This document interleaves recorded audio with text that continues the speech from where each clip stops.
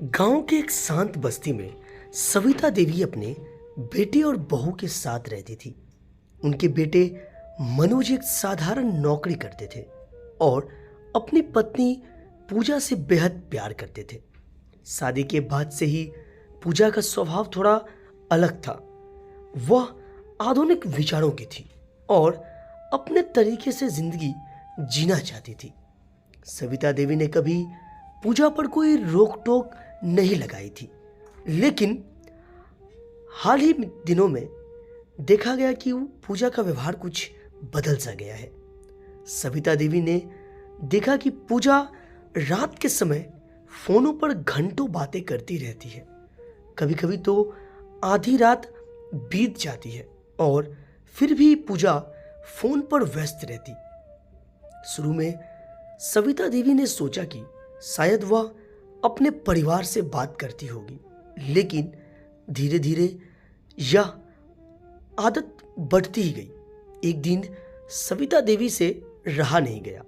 बहू, आजकल तुम बहुत रात तक फोन पर बात करती रहती हो।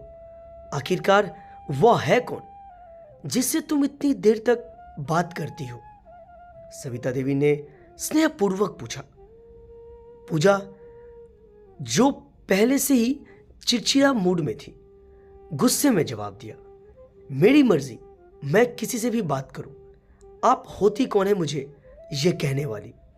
सविता देवी उसकी यह बात सुनकर स्तब्ध रह गई। उन्होंने कभी सोचा भी नहीं था कि उनकी बहू उनसे इस तरह बात करेगी। पूजा के शब्द सविता देवी के दिल को चीर गए। उन्होंने कई सालों तक घर संभाला था, अपने बेटे और अब बहू के लिए दिन रात मेहनत की थी। उन्होंने पूजा को बेटी की तरह अपनाने की कोशिश की थी, लेकिन पूजा के इस बर्ताव ने उन्हें गहरे आघात पहुंचाया। सविता देवी ने इस घटना का जिक्र मनोज से किया। मनोज ने भी पूजा को समझाने की कोशिश की, लेकिन पूजा ने उसकी बातों को अनसुना कर दिया। वह अपनी बात पर अड़ी रही और अपनी सास से माफी मांगने को भी तैयार नहीं थी। सविता देवी ने सोचा कि बहू को उसके इस व्यवहार का सबक सिखाना चाहिए। उन्होंने शांत रहने का फैसला किया, लेकिन एक योजना बनाई। अगले दिन से सविता देवी ने पूजा से बिल्कुल बात करना बंद कर दिया। उन्होंने पूजा के लिए खाना बनाना भी छोड़ दिया और घर के सारे काम खुद करने लगी। पूजा को शुरू में यह सब अजीब लगा, लेकिन उसने इसे ज्यादा गंभीरता से नहीं लिया। कुछ दिनों बाद पूजा को यह एहसास हुआ कि घर में कुछ बदल गया है।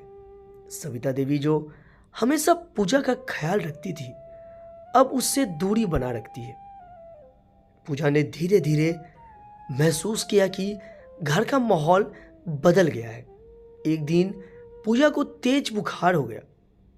उसने सोचा कि सास उसकी देखभाल करेगी, लेकिन विमला देवी ने ऐसा कुछ नहीं किया।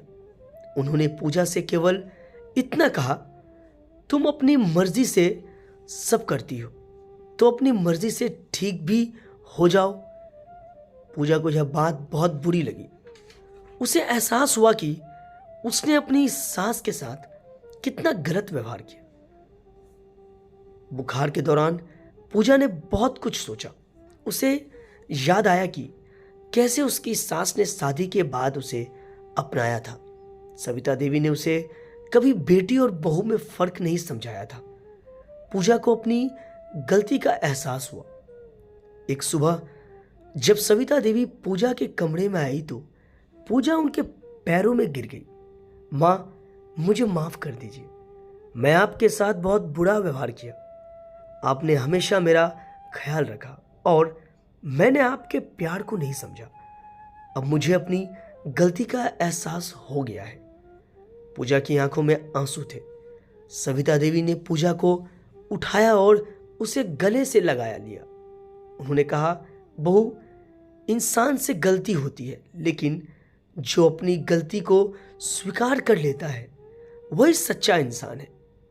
मैं तुम्हें माफ करती हूँ। बस अब से घर में प्यार और सम्मान बनाए रखना। उस दिन के बाद पूजा ने अपने व्यवहार में बदलाव किया। उसने रात देर तक फोन पर बात करना बंद कर दिया और अपनी सास के साथ घर के कामों में हाथ बटाने लगी। सविता देवी और पूजा के बीच का रिश्ता पहले से भी ज्यादा मजबूत हो गया।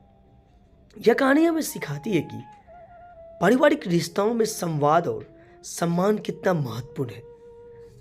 गलतियां हर किसी से होती है, लेकिन उन्हें सुधारने का साहस हमें बेहतर इंसान